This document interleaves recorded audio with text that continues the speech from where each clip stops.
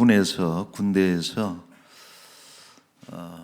제식 훈련을 하게 되면은 그 지휘자의 구령에 맞추어서 군대가 아주 일사불란하게 통일성 있게 움직입니다. 예를 들어서 앞으로 가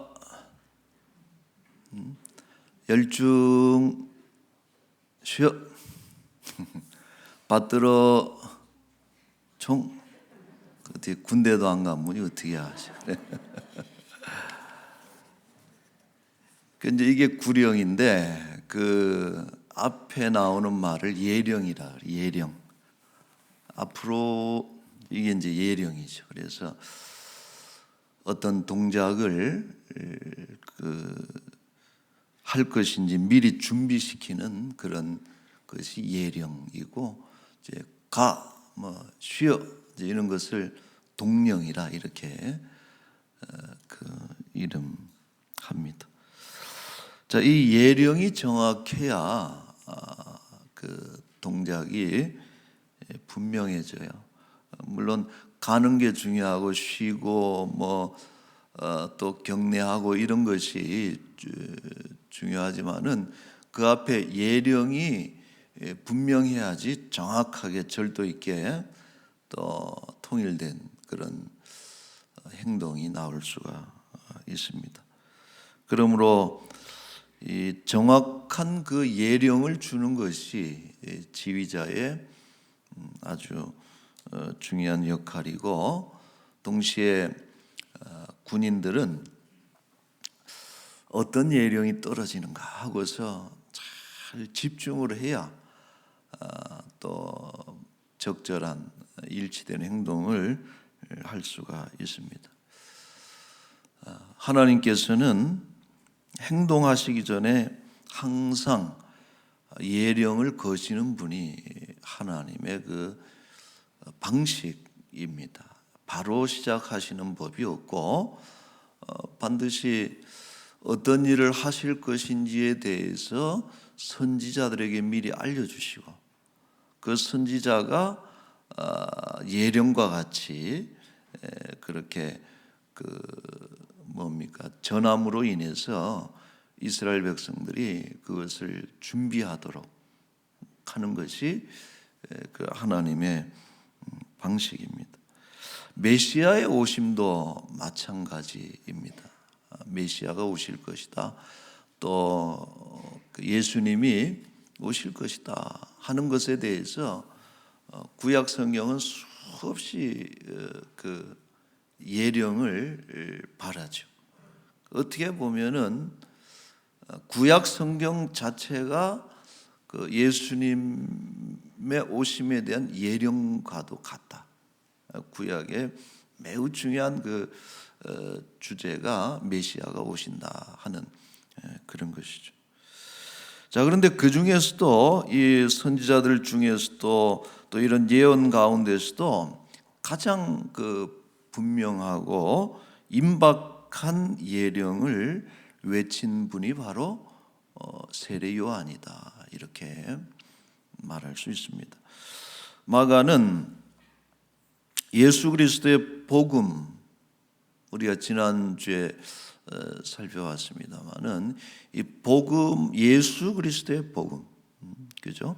어떤 구약의 복음을 넘어서서 혹은 가이사의 복음도 아니고 예수 그리스도의 복음을 시작하는 이로서 세례 요한을 등장시키고 있습니다.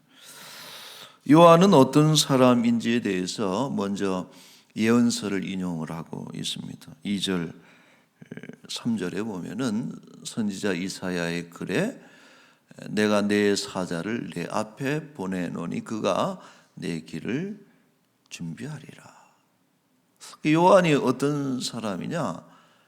이제 이것은 이사야의 글이기도 하지만은 말라기의 예언도 그 속에 들어가 있습니다. 그래서 예언자들이 이사야가 혹은 말라기가 예언한 그 하나님의 사자가 요한이다라고 하는 것. 마가의 의도는 뭐예요? 그 예언을 이쪽으로 인용함으로 인해서 이 요한이 이 예언의 성취를 이루었다라고 하는 것을 강조하고 있는 것이죠. 요한과 관련해서 흥미로운 것은 그의 출생을 구약의 선지자였던 엘리야의 귀환으로 보고 있다는 점이 좀 흥미롭고 신비하죠. 말라기 4장 5절에 보면은 보라, 여호와의 크고 두려운 날이 이르기 전에 내가 선지자 엘리야를 너희에게 보낼 것이다. 그런데 그는 아버지의 마음을 자녀에게로 돌이키고 자녀들의 마음을 아버지에게로 돌이키게 할 것이다. 이 말라기 예언인데, 이제 이 예언이 누구에게 적용이 되냐 하면은 세례 요한의 수태고지에 저게 등장한다는 것이죠. 그러니까 천사가 나타나서 요한이 출생할 것인데 하고서 그 아버지 사가랴에게 그 수태고지를 하면서 인용한 것이 말라기 예언입니다. 그래서 누가복음 1장 17절에 보시면은 그가 또 엘리야의 심령과 능력으로 주 앞에 먼저 와서 아버지의 마음을 자식에게 거스르는 자를 의인의 슬기에 돌아오게 하고 주를 위하여 세운 백성을 준비하리라. 약간 좀 다른 부분도 있지만은 말라기의 예언을 누가가 적용을 하고 있습니다.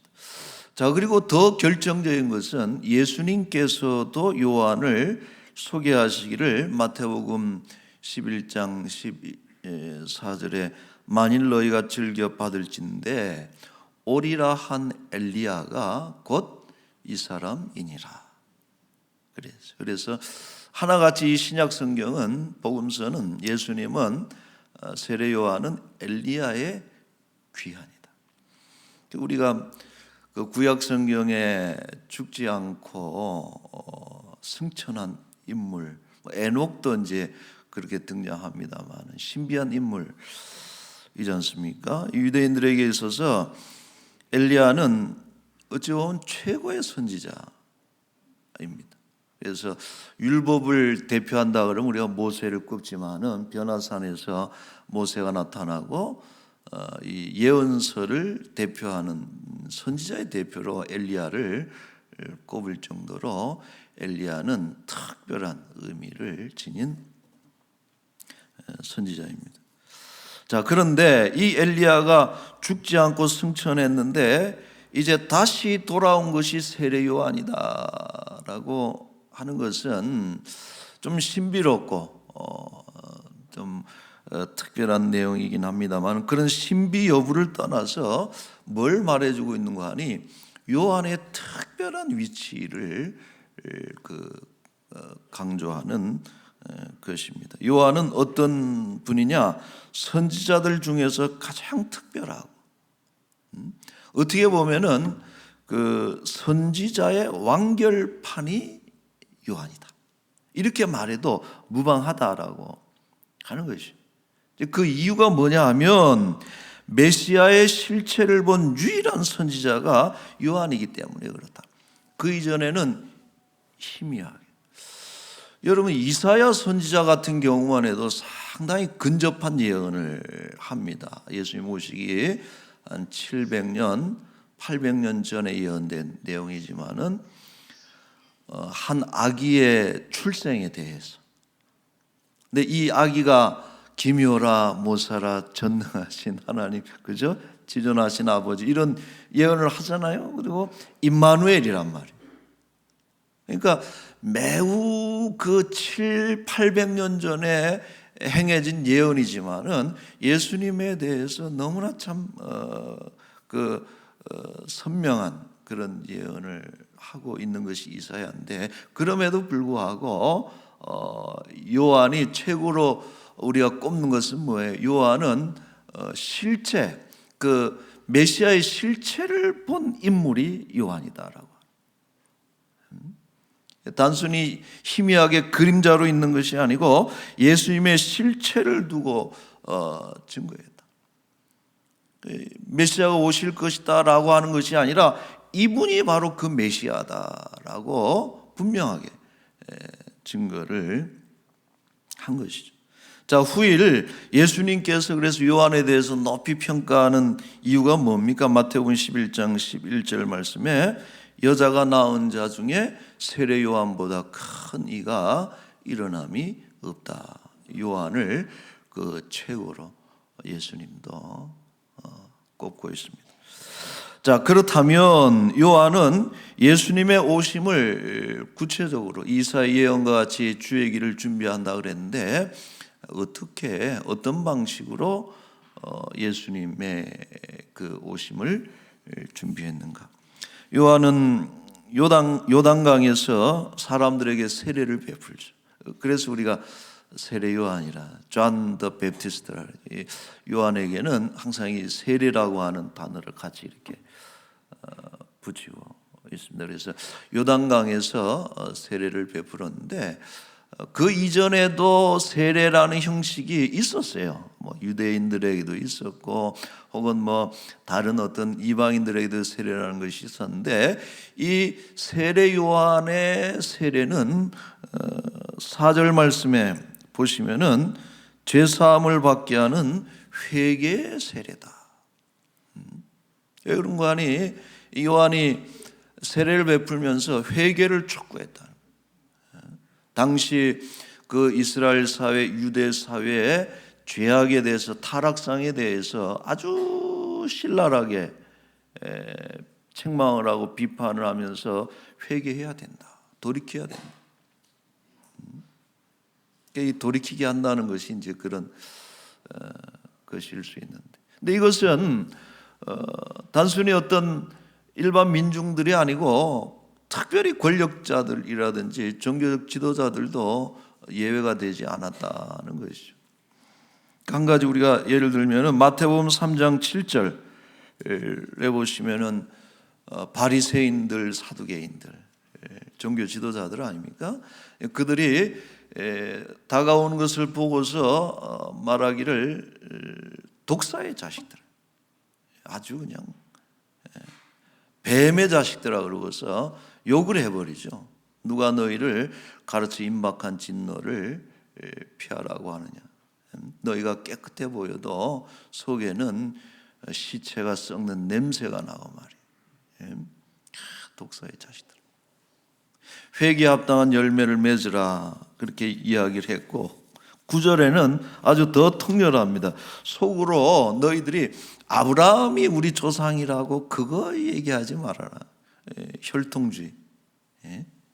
여기 있는 이 돌도 하나님께서 아브라함의 자손으로 만들 수 있다.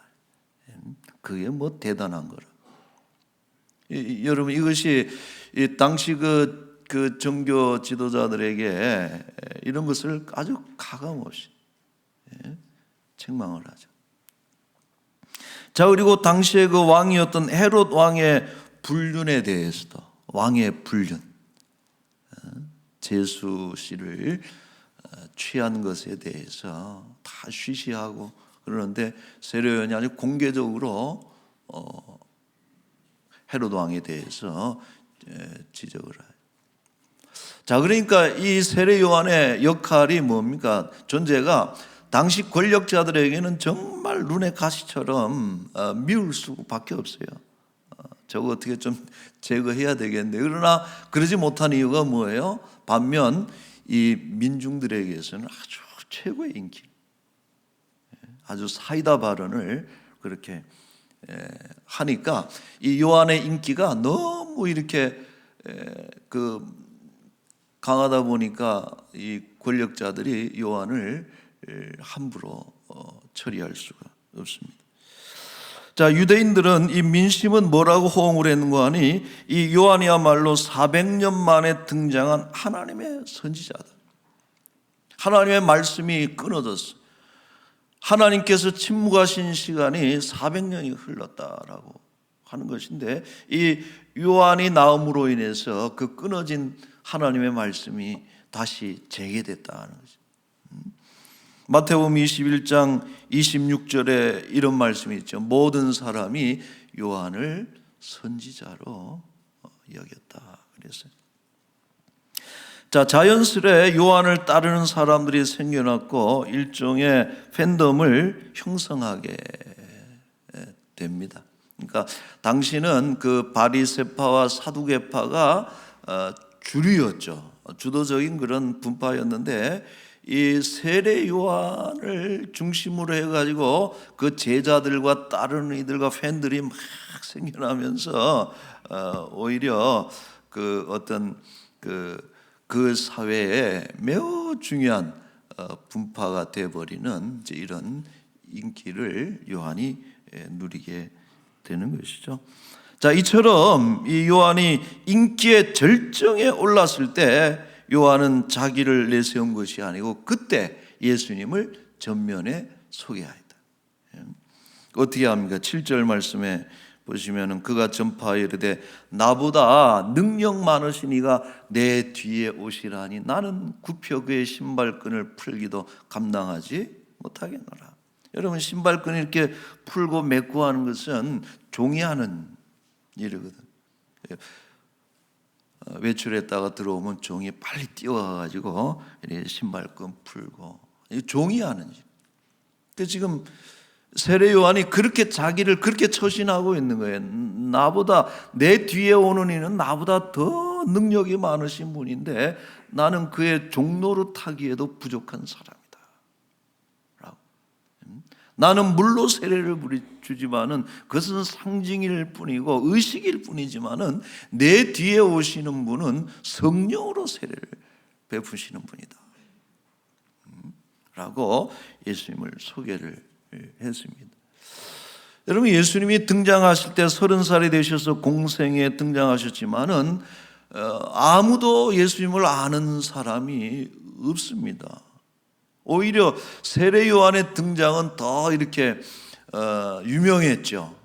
광야에서 또 특별한 옷을 입고 말이에요 나타나서 외치는 음성이 참 특별해서 눈길을 끌었지만은 예수님이 처음 그 공적인 사회에 등장하실 때는 아무도 아는 이가 없었는데 이전에 이미 인기 절정에 올라있던 그 당시 그 유대 사회에 가장 최고의 이슈를 몰고 다녔던 뉴스를 만들어냈던 세례 요한이라고 하는 그 유명한 사람이 예수 그리스도를 소개하는 그 방식, 그 이야기를 듣고서 유대 사회가 깜짝 놀라고 그 시야를 그 관심을 요한에게서 예수님에게로 주목시키는 역할을 요한이 한 것이죠. 자, 그래서 여러분 어떻게 보면은 예수님의 공생의 기간이 3년이거든요. 3년 만에 메시아의 사명을 성공적으로 수행하신 것. 수천 년에 걸쳐서 메시아의 오심을 예언했는데 정작 이루어진 것은 3년 동안의 어떤 메시아의 그 활약에 의해서 마무리 지어진 것은 물론 하나님의 어떤 예수 그리스도의 탁월함도 있지만은 이 세례 요한의 역할이 컸다라고 하는 거예요. 그러니까 모든 세간의 관심을 다 자기에게 집중시킨 다음에 자기를 드러내는 것이 아니고 자기는 빠지고 나는 망해야 되지만은 그는 흥해야 된다. 예수 그리스도를 소개하는 이것이 그 예수님을 준비한 하나님의 길을 준비한 요한의 방식이고 역할이었다는 것이죠. 여러분, 이것은 오늘 우리도 마찬가지입니다. 우리 오늘날 신약의 그리스도인들은 어떤 사람들이에요? 예수 그리스도의 재림을 준비하는 사람들이죠. 그래서 예수 그리스도가 이 땅으로 왕으로 오실 그때에 예수께서 오시는 재림의 날은 불신자들에게는 파멸의 날이고 멸망의 날이고 저주의 날이고 마지막 날이지만은 그러나 예수 그리스도를 영접하고 예수 그리스도를 왕으로 받아들이는 이들에게 있어서는 그날은 영광의 날이죠. 승리의 날이고 천국이 완성되는 날이고 새로운 시대가 열려지는 그런 날이 재림의 날이다. 예수님 재림의 그날에 예수께서 이 땅에 오시는 그때, 오실 그때까지 모든 열방이 예수님을 바라보고 예수님을 영접할 수 있도록 그 길을 준비하는 것이 교회의 가장 중요한 사명이다 말할 수 있습니다. 자, 말씀을 맺겠습니다. 우리가 그 초등학교 때, 뭐 중학교 때도 그러나요? 그 반장이 그 선생님이 들어오시면은 반장이 탁 일어나가지고 구령을 하잖아요. 여러분 반장 해봤어요? 근데 요즘은 학생들이 숫자가 너무 적어가지고 이 등서초등학교만 해도 며칠 전에 얘기 들어보니까 한 반에 15명밖에. 근데 여러분들은 몇 명이었어요 다닐 때? 할 말이 많아 지금 우리가. 저도 70명. 저 때도 70명인데 그걸 또 오전 오후반 그래가지고 오전에 와서 70명 바글바글하고 그러다 보니까 여러분 반장 되는 게 쉬운 일이 아니요. 저는 한번 분단장 돼가지고 싹 한번 이렇게 빵을 한번 쐈어요. 그 반장이 탁 일어나가지고 뭐라 그럽니까? 차렷! 선생님께 경례! 이렇게 하잖아요. 근데 영어 시간이 되면 그래요. 영어 선생님이 영어식으로 가르쳐. 그러면 attention! bow! 그러면 이렇게 인사하고. 반장의 역할이 뭐예요? 이제 막 떠들다가다 선생님이 오시면은 선생님께 다 이렇게 집중을 시키는 attention, 주목을 시키고 또 선생님께 예를 표하는 것이 반장의 역할이죠. 무슨 얘기를 하려고 하는 거 아니? 교회가 바로 이 반장과 같다. 교회는 사람들로 하여금 예수님을 주목하게 만들고 그분을 경배하도록 만드는 것이 교회의 가장 중요한 사명이에요. 여러분 가만히 생각해 보세요. 구약의 선지자들 가운데 요한보다 더 훌륭한 선지자가 많아요. 엘리야가 얼마나 탁월합니까? 또 이사야가 얼마나 대단한 일들을 했습니까? 또 사무엘도 선지자예요. 아주 그 엄청난 역할한 그런 선지자들이지만은 그러나 예수님조차도 세례 요한을 최고로 꼽는 이유가 뭐냐? 선지자의 가장 중요한 사명을 요한이 최고로 수행했기 때문에 그렇다라고. 교회가 많은 일들을 하죠. 여러 가지 사역들을 하지만은 그러나 교회의 가장 중요한 사명은 뭐냐? 바로 예수님을 주목하게 만들고 예수님을 경배하도록 만드는. 그래서 나팔 소리 날 때 예수 그리스도가 이 땅에 강림하실 그때 모든 열방이 하나님을 구주로 영접하고 왕으로서 그분 앞에 순복하는 이런 나라를, 하나님 나라를 만들어가는 것이 그게 교회고, 또 그런 교회를 하나님께서 최후로 쳐주시고 기뻐하시고. 그러나 참 안타깝게도 예수님께 주목을 시켜야 될 교회가 그것을 오히려 자기 자신에게, 교회에게 주목을 시켜. 여러분 유대교가 그래서 실패한 거고 가톨릭이 그래서 뒤집어진 거예요. 교회는 오직 하나님께로만, 예수님께로만 복음의 일로 집중시키는 이런 일들을 해야 되는 것이죠. 2022년도에도 겸손하게 예수님을 잘 받드시고 또 예수님을 준비하고 그의 길을 예비하는 그런 복된 한 해 우리 람원교회가 될 수 있기를 축원합니다. 아멘. 자, 우리 한번 같이 기도합시다. 기도할 때 오늘 주신 말씀, 여러분 1년을 살든 100년을 살든 우리가 해야 될 일은 그것입니다. 우리를 불러주신 하나님의 뜻이 오실 예수 그리스도, 지금은 재림하실 예수 그리스도를 바라보면서 하나님의 나라를 더욱더 확장해 나가는 것이 가장 큰 교회의 사명인 줄로 압니다. 물론 먹고 살아야 되고 해야 될 일들 참 많지만, 그러나 그것들보다도 가장 위에 있는 그 사명, 주의 나라와 그의 의를 위해서 살아가는 그런 교회, 우리 2022년도 그렇게 달려갈 수 있도록, 그렇게 주의 나라 위해서 일할 때에 우리가 쓸 것, 우리에게 필요한 것들은 하나님이 다 더해 주시고 채워 주시는 그런 은혜가 있을 줄로 믿습니다. 다시 한번 표대를 분명히 세우고 이 교회가 힘있게 달려갈 수 있도록 이런 교회를 위해서 또 우리 또 사랑하는 우리 이웃들을 위해서 같이 한번 잠시 기도하겠습니다. 좋으신 우리 하나님, 거룩하신 우리 아버지 주여,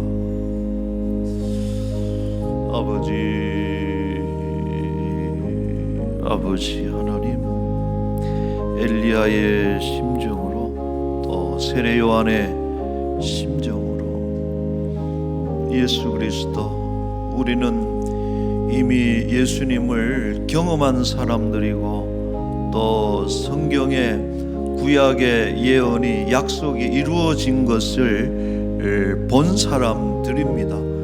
이제 남은 우리 사건, 예수 그리스도의 재림과 이 땅의 마지막 날이면서도 새 날이 되어서 천국이 완성되고 새로운 시대가 열리는 아버지 하나님, 그날을 바라보면서 앞서서 예수님의 오실 길을 평탄케 하고 높아진 곳은 낮추고 낮아진 곳은 돋우고, 그래서 왕의 길을, 왕의 대로를 우리가 바르게 예비하며 준비하는 그런 광야에 외치는 주의 길을 준비하는 자들이 되기를 원합니다. 교회가 딴짓하지 말고, 교회가 딴 데 눈길 두지 말고 오직 이 일을 위해서 교회가 하나가 되고 힘을 모아서 달려갈 수 있도록 주님 은혜를 베풀어 주시고, 우리 세우신 귀한 일꾼들, 직분자들 다 그것 위해서 불러주신 줄로 믿사오니 우리가 예령을 예의주시하고 잘 집중했다가 주님 오시는 그날에 실수하지 않도록 주여 은혜를 베풀어 주옵소서. 아버지 하나님, 창조주 되신 하나님, 또 우리 구속주가 되신 예수 그리스도, 이 땅의 마지막 날 오셔서 심판하시고 이 땅을, 온 세상을 다스릴 우리 예수 그리스도, 우리 하나님 아버지, 우리가 그날을 예비하며 준비하며 또 세상을 향해서 준비케 하는 일에 우리가 쓰임받게 하여 주옵소서. 10명의 처녀들이 등잔 들고 있었지만은 그러나 예령에 주의하지 못해서 정작 오시는 그 시간에 기름 없이 잠들고 말았던 그런 어리석은 5 처녀와 같이 되지 않게 하여 주옵소서. 언제라도, 내일이라도, 오늘 저녁이라도 주님 오신다면은 그 주님 만나 뵈올 수 있도록 늘 준비되어진 그런 주의 백성들이 되게 하여 주옵시고, 특별히 왕으로 오실 초림 때는 마국간에 그렇게 죄인의 몸으로 오셨지만은 재림하실 그날에는 왕으로 이 땅에 온 세상이 보도록 재림하신다고 하셨으니, 그날에 모든 열방이 하나님을 경배하고 하나님께 무릎을 꿇을 수 있는 그런 나라를 만들어가기 위해서 교회가 더욱더 달려가게 하시고 이 일에 우리가 쓰임받게 하여 주옵소서. 딴 생각하지 말고 딴짓하지 말고, 교회는 이 본질적인 이 사명, 하나님의 길을 준비하는 이 일에 우리가 오롯이 쓰임 받을 수 있도록 하나님 우리 교회를 주장하여 주옵소서. 우리 이 나라를 이 한 주간도 주여 지켜주셔서 코로나19 속에서도 빨리 멈춰지기를 원하고, 또 주의 뜻이 무엇인가를 분별하며 회개하기를 원하고, 또 어려운 날 속에서는 잘 견디면서 끝까지 믿음으로 우리가 승리할 수 있도록 하나님 이 나라와 삼천리 방방곡곡에 세우신 우리 교회마다 하나님의 백성들이 잘 견뎌낼 수 있도록 은총을 베풀어 주옵소서. 아버지 하나님, 병들고 가난하고 또 너무나 힘겨운 인생살이를 또 견뎌나간 우리 지체들이 많이 있습니다. 하나님, 너무 낙심하지 않게 하시고 절망하지 않게 하여 주옵시고, 오직 예수 그리스도의 다스리심을 사모하며 하나님을 의지하고 모든 염려, 근심, 걱정 다 맡겨드릴 때에 모든 것을 책임지시고 우리를 평안케 하시고 형통한 길로 인도하시는 주의 은혜를 체험케 하여 주옵소서.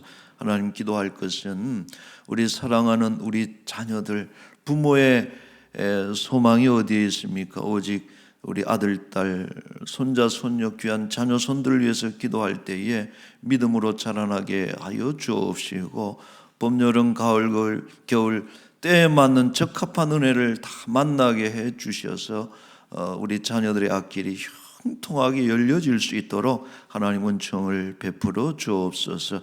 이제 새해 시작했습니다. 이 한 주간도 동행하시고 주의 것을 주의 것이라 고백하며 감사함을 올려드린 예물마다 그 마음마다 하나님 복 주셔서 꼭 공급하여 주시고 또 부족한 것 채워주시고 복되게 하여 주옵소서. 감사하며 예수님